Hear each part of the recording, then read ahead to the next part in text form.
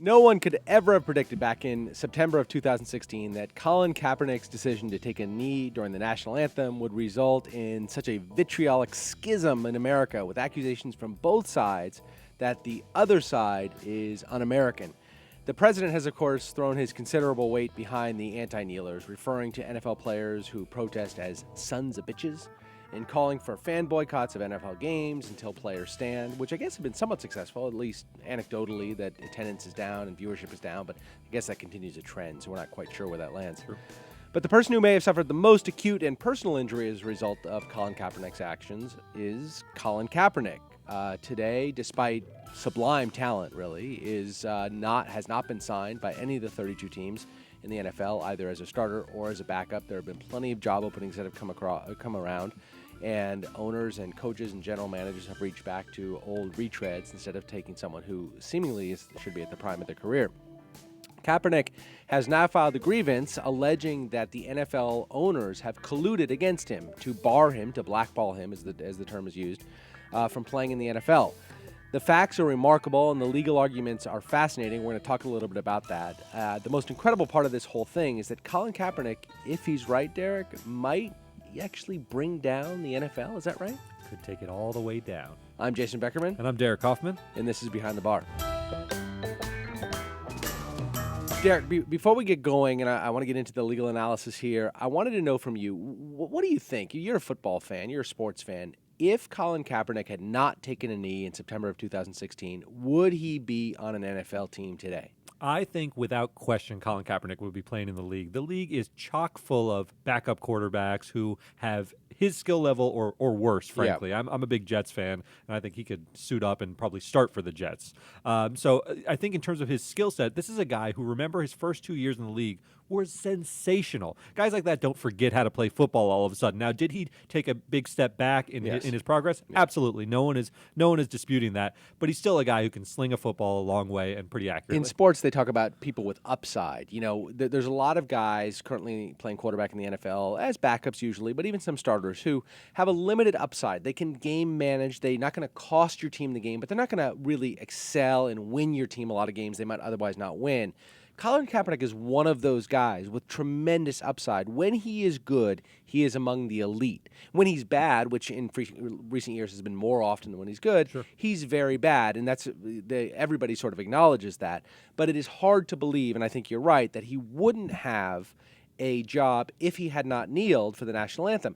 But that doesn't necessarily mean the NFL owners have done anything unlawful or violated the collective bargaining agreement. That's right. So he's now filed this grievance under something called Article 17 of the collective bargaining agreement. This is the collective bargaining agreement between the labor, the players, and the owners, and it's in place until 2020. So they strike these deals that govern everything about the league. And just to give a little perspective, every union anywhere in this country is governed by a collective bargaining agreement. Basically, what unions do, they get together with ownership or management, and they say, look, we have all these issues we need to resolve. The law only takes us so far, so we're going to enter into a contract that is going to govern every single thing about our relationship with one another.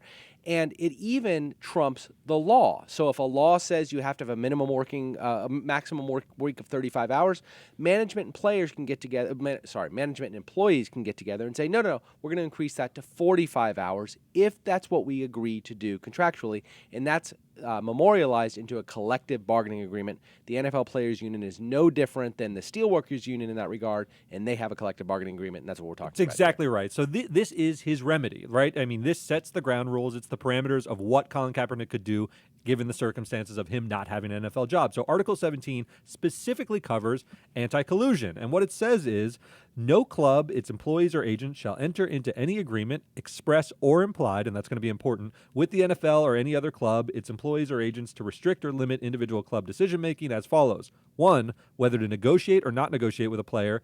And 2, whether to offer or not offer a player contract. And this is really the heart of what he's going to have to prove.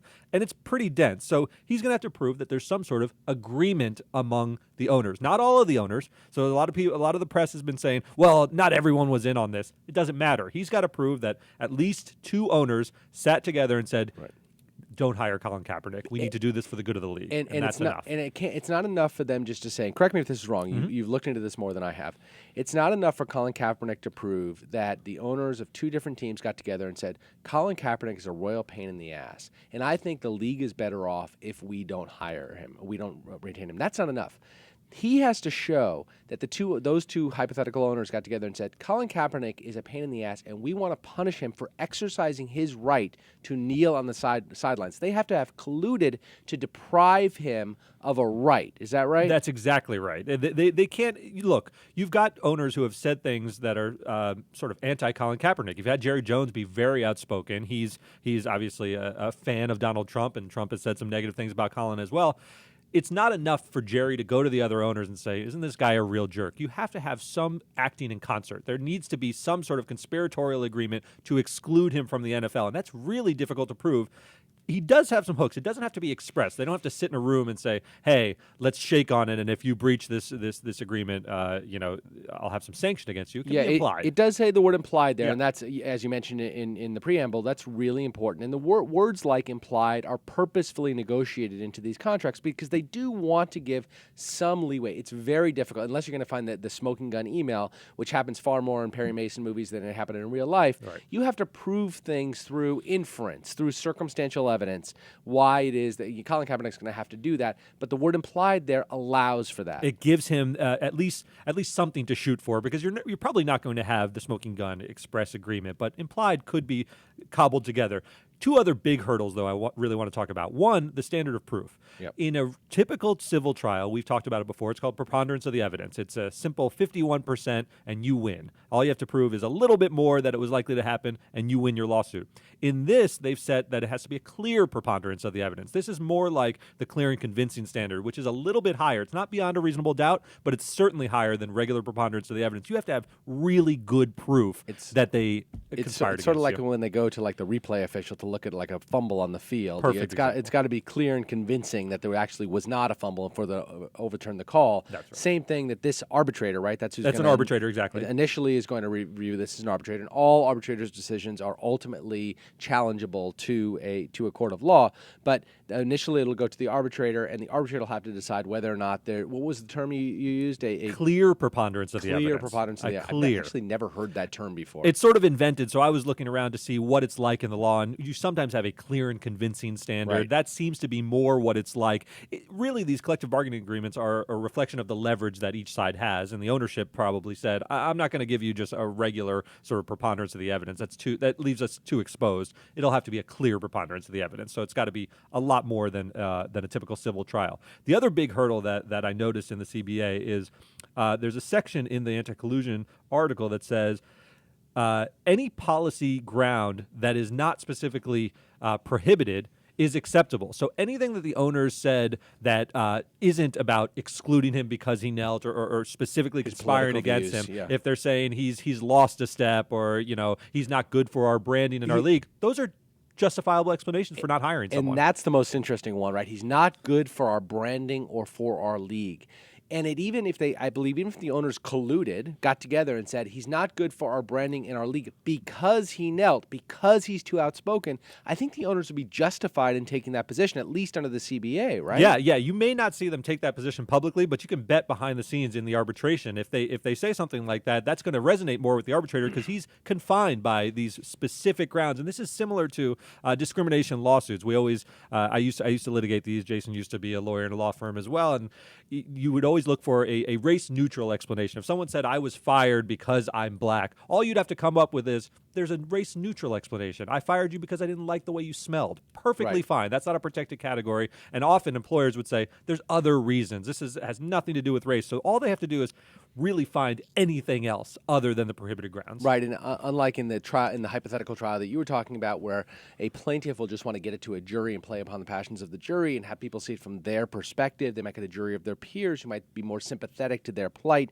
than they will be to management plight. Here, you're only trying to convince one person, that's an arbitrator, and the arbitrator has the right to make the findings of fact and conclusions of law that they see fit. So this one person who is, probably not like Colin Kaepernick, and I'm not using this as a racial term at all, but he was assigned as an arbitrator. That he or she had been assigned as an arbitrator. They've gone through law school. They've sort of assessed things. They're probably a little bit more, within the mainstream America, to put the, use the phrase, than Colin Kaepernick is. Might not be as sympathetic to his plight as maybe a jury of his peers would be. He doesn't have that benefit here. Yeah. So those are really the hurdles that he's facing. But given all that, Jason, where we are right now. Oh, you also mentioned that that they could bring down the NFL. That is a possibility under the anti-collusion articles. A grievance filed by the NFLPA, the Players Association, could have as a remedy termination of the collective bargaining agreement, and then they're in a real mess. Now, this complaint is brought by Colin himself, but there's nothing to say that the NFLPA can't join. The NFLPA, as a matter of fact, come out this morning and has said that they support Colin Kaepernick and would continue to do so. And if the NFLPA believes it's in their best interest to join in with Colin Kaepernick to challenge the actions of these owners, of whatever owners they're going to specifically discuss, then they will do so. And to your point, if they do that and if they prove collusion, the NFLPA can prove collusion, you're going to have a big problem, because if the collective bargaining agreement is struck down, a lot of really good players are going to come back and say, look, I was limited in what I could be paid based upon the collective bargaining agreement. And then you're going to have strikes. You're going to have owners walking out. You're going to have people trying to sell teams. It's a mess. They're going to have to go back to the negotiating table, which I'm not sure who that benefits. Maybe Colin Kaepernick. Yeah, I think so. I don't know at that point. I mean, you're really in no man's land at that point. So that's a huge bit of leverage that Colin has, maybe in his back pocket. He's got to work with the NFLPA, and them joining a lawsuit could be dramatically big. So Colin Kaepernick is asking, and this is the point that you were making earlier about this sort of the implication of what's happened to him. He's saying, he has pointed out in his complaint that there are a number of people playing in the NFL who clearly do not have the skill set that he has, who clearly now. Of course, there are statements back to that, right? That Colin Kaepernick, there are a lot of people on teams who don't like Colin Kaepernick. He has never been a great friend of sort of the common man in the NFL, regardless of race. And a lot of owners could hang their hats on that explanation. Look, he's a cancer in the clubhouse. Regardless of what you, Mr. Joe Public, or what I, Mr. Owner, might think of Colin Kaepernick, the fact is there's a lot of players who don't like him. And we don't want to bring discord into our locker room. That's enough for an owner to hang their hat on. Colin Kaepernick is saying, let's get rid of all that. That's just white noise. What really we want to get down to here is, why is it that this guy, who as we mentioned earlier, is much, much better than many NFL quarterbacks, especially the backups. He might be the best backup in pro football if he were to become one today. Why is he not on an NFL team? The obvious and rational answer is because they're punishing him for taking a knee, and that is specifically barred by the collective bargaining agreement and the anti-collusion clauses, et cetera, et cetera. That's exactly right. And he's going to have this very difficult time for the point you just raised. A locker room guy, you hear about this all the time. That's a real justification to have someone in your locker room who isn't the best player on the field. We see Hard Knocks all the time. They'll bring in a veteran who just can sort of teach players. Yep. So when the owners say this, it's not necessarily just lip service to distract from the fact that they don't want to hire Colin Kaepernick because he took a knee. It could be a real thing that they see with Colin Kaepernick and don't want him in their locker room. You know what else you're going to get? You're going to get owners bringing forth their advertisers, the people who sponsor the team. And as soon as those sponsors say, I would prefer that Colin Kaepernick not be on the Dallas Cowboys or Pittsburgh Steelers, that's all the justification these owners need. They are absolutely allowed to say, Colin Kaepernick, because of who he is and what he has done, if I hire him, will cost me money. It'll be against my economic interest. Perfectly reasonable. Any business owner can make a decision that is in their best business decision, as long as it's not sort of concealing an underlying animus. And here, again, Colin Kaepernick's going to have a very difficult time with that. So let me ask you one question about building his case. Do you think that Donald Trump's role in all of this, in tweeting about this and having conversations with Jerry Jones, do you think that's going to help Colin Kaepernick's case potentially? Do you think there may be emails where he said, hey, Jerry, get your other owners on board, things like that? He's obviously a guy who shoots from the hip, our president. I don't know how that factors in. I mean, the president's tweets to Jerry Jones, that wouldn't be the collusion that we're talking about. The anti-collusion provisions within the collective bargaining agreement obviously are between two owners, not between one owner and the president. Jerry Jones is not a stupid man, and he's not a man who tweets irrationally. And so I sincerely doubt he wrote, or wrote back to the president and said, hey, Mr. President, don't worry, I've got the other owners in my pocket. We'll never let this guy, but certainly if he did something like that, he's in a lot of trouble. I think generally speaking, the president has hurt Colin Kaepernick's chances of getting a job in the NFL because he has given a sort of argument or a rallying cry to conservative forces who weren't quite sure if it was politically correct to come out against Colin Kaepernick. And I think the president's given them some cover. I also think he's made Colin Kaepernick into a martyr who is now sort of idealized or I don't know what the word would be, who is now put on a lofty perch by a lot of people on the left, whereas had the president not said anything, I'm pretty sure Colin Kaepernick would have just drifted into the annals of history and we wouldn't be talking about him nearly as much. Yep. What do you think, Derek? Where is Colin Kaepernick a year from now? You know, I think this will handle itself pretty quickly. We often talk about how court cases wind their way through the system very slowly. I think this will be addressed pretty promptly, and I think Colin Kaepernick will not be on an NFL team. I don't think he's got the leverage to land on a squad. I think this will be more noise, and he'll ultimately still be on the sidelines. I think by training camp of 2018, Colin Kaepernick will be at least invited to camp. Oh, we've got having nothing to do. Do you think he'll make a team? Well, I do. But I guess it's a victory just to be invited to camp. But I don't think it has anything to really do with the lawsuit. I just think he's a good enough player, and all of this, hopefully, God help us, has died down, and the president has stopped tweeting, and Jerry Jones has stopped talking, and everybody else just goes about their business. I think that Colin Kaepernick will, in fact, be invited to a team because a lot of teams need him, and ultimately that's what governs in the NFL, right? Yeah, we'll see. What's that sound? Sounds like mail time. Mail time. Remember to write in your questions and comments to behindthebar@tmz.com. Got two today. First one up is from Steven. Blac Chyna is suing the entire Kardashian family for supposedly getting her show canceled, but the show was made by E! How is this even a thing, and is there any way that this could be a legitimate case? There is very little chance that this could be a legitimate case. This sort of resembles the Colin Kaepernick discussion in that the owner of a show is allowed to do what they want to do. And if the owner of the show is not happy with the talent, the way their talent has acted, regardless of ratings, they are not compelled to allow that show to go forward, right? Yeah, and Blac Chyna, I read the lawsuit, and what she says is the Kardashian clan used their power and influence at E! To help spike the show. I don't see a problem with that. No, they I have think an inordinate amount of influence at E! Chris because they have the biggest show on Chris E! Kardashian is probably sitting there going, "You're damn right I did." Remember that scene from Colonel Jessup in A Few Good Men? You're goddamn right I did. Absolutely. And if she says, "I'll walk over to Bravo if you could pick up this show," I don't see any problem with that. She has a lot of leverage. She doesn't have any duty to Blac Chyna to keep her show on the air.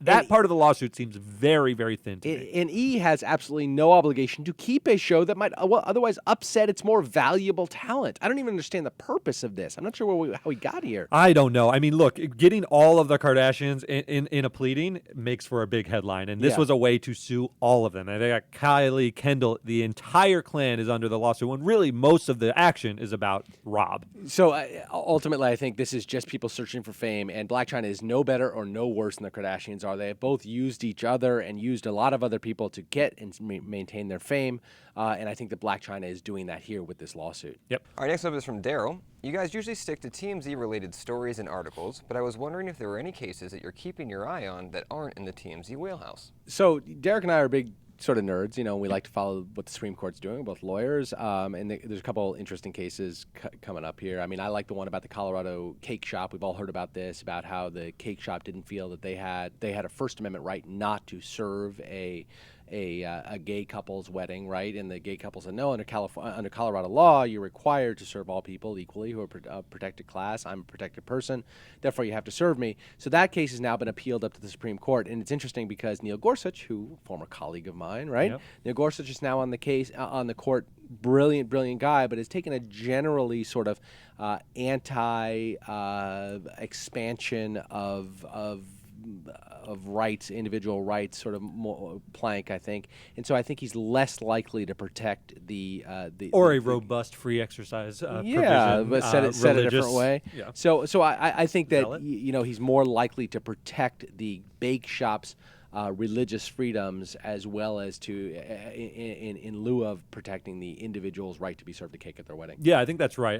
The case I'm interested most in is, it sounds a little bit dry, but it's actually the Microsoft case where the government is trying to gain access to email providers that are overseas. Yeah. So it's pretty standard law that they can gain access to things that are within the territorial jurisdiction of the United States. But access to data across the seas raises all sorts of sovereign immunity issues that make Jason God's so sake. I mean, what on earth just happened? How many issues does Isn't this there bring like up, a Derek? porn case you could have talked about, or some sort of, I don't know, sodomy It's case? really you would've been fascinating, though. into? Can you imagine No, I if the can't FBI is imagine. hamstrung and they can't get the No, data that they need boy, out of oh Ireland? boy, God, Oh, that- my That goodness. sound you hear is computers clicking, people switching over to AM, FM radio in their cars. What Maybe is you don't care happening? about our treaty relationships, but I certainly do. That is it for mail time. Well, actually, I have one more here that came in late. Derek, are you aware that today is Parker's last day on the TMZ Behind the Bar podcast? I've been marking it on my calendar for quite Yeah. some time. He's been really, really sorely deficient in so many areas. Parker's going to go into homelessness and destitution, and he's decided he'd rather have that than continue working with us. I And know. I had a wonderful time with everybody involved. In all seriousness, we couldn't have started this thing. Parker has been absolutely instrumental in getting this off the ground. He helps produce the show and brainstorm ideas with us. It's been a great ride, Parker. Best of luck. Best of luck to you. We're delighted to have Maddie, and is Corey on for the long haul? He waves. Yeah, from everyone over say there. hi to Corey. Yeah, you can't really say hi. All right. Say hi to him next week. We'll be Tune in. back with another very exciting Parker-less episode of Behind the Bar next week. See ya. Take care.